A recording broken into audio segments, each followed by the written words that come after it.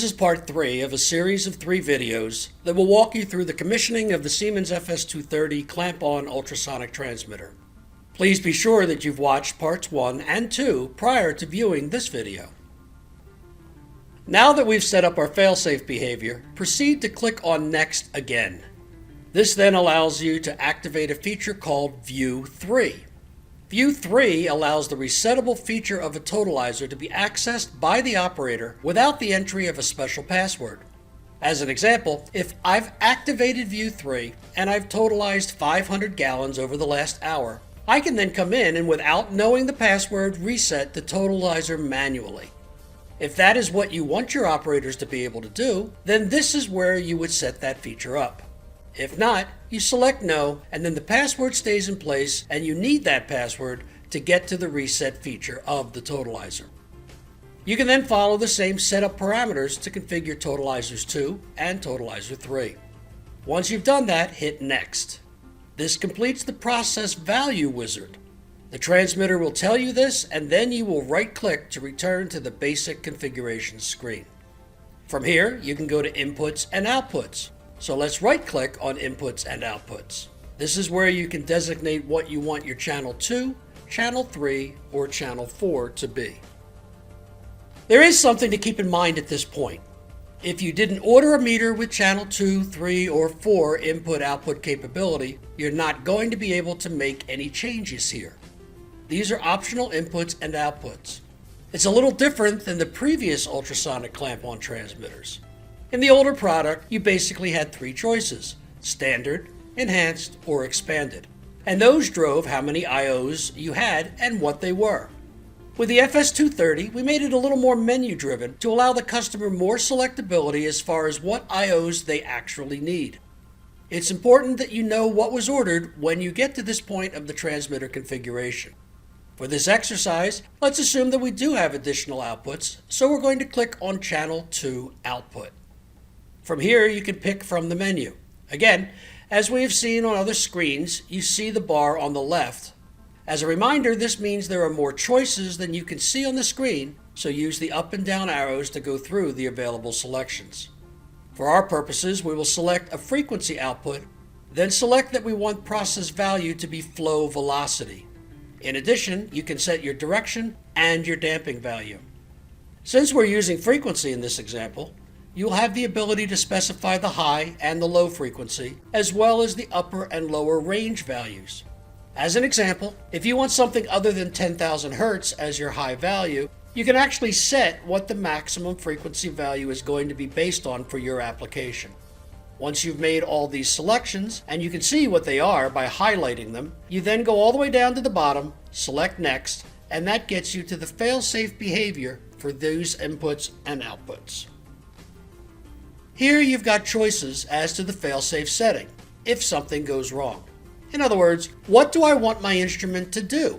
Do I want to hold the minimum frequency? Do I want to hold the maximum? Do I want to go to the last valid value? Do I want to hold the current one, or do I want to go to some sort of default safe value? I'm going to select the last valid value, and we're going to leave it at that. Then you would do the same things for Channel 3 and Channel 4, assuming you've got them, and you can configure them accordingly. Finally, go down and click on Next. Alright, we've completed the sensor settings, including process values and the inputs and outputs. For this video, we're not going to worry about communication. This simulator doesn't have the ability to set communication, but if you had an actual transmitter and you wanted to set up your communication protocol, whether it's Modbus or HART, you would do that through the communication selection on this screen. Once you've got all of those set up, you hit Next.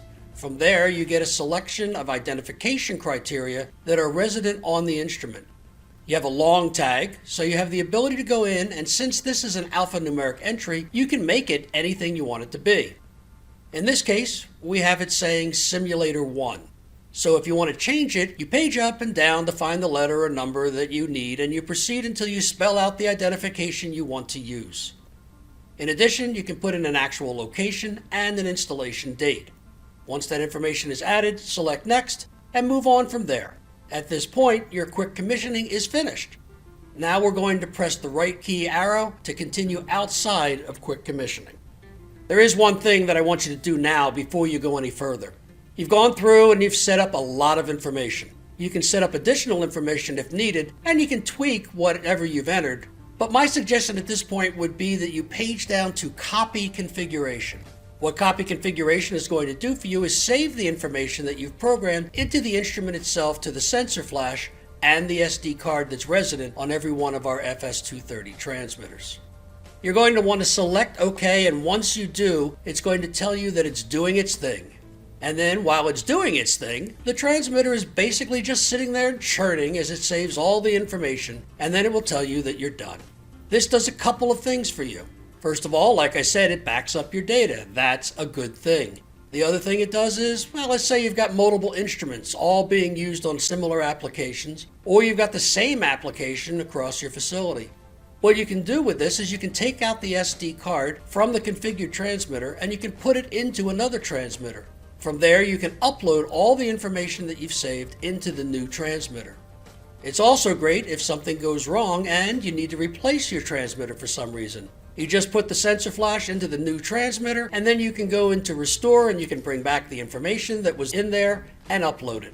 This saves you all of the programming that we've just walked through. Even if you need to just change your flow rate, for example, you can go in and just pull most of the correct information right up and then tweak your flow rate to what you require. This will help keep it simple as possible for down the line operation of either additional units or replacement units or whatever it might be.